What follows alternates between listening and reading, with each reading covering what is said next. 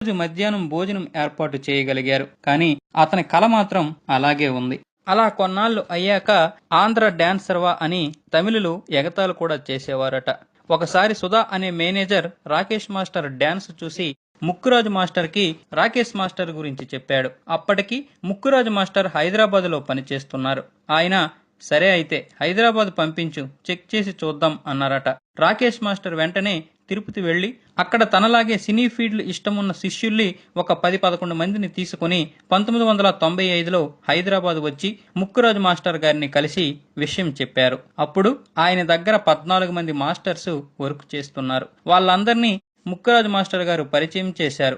Dancers protocol ప్రకారం ఒక నృత్య గురువుని శిష్యుడికి పరిచయం చేసినప్పుడు ఖచ్చితంగా గురువు పాదాలకి నమస్కారం చేసి ఆశీర్వాదం తీసుకోవాలి. అది నటరాజ ఆశీర్వాదమట. ఆ విధంగానే రాకేష్ మాస్టరు ఆ 14 మంది కాళ్ళకి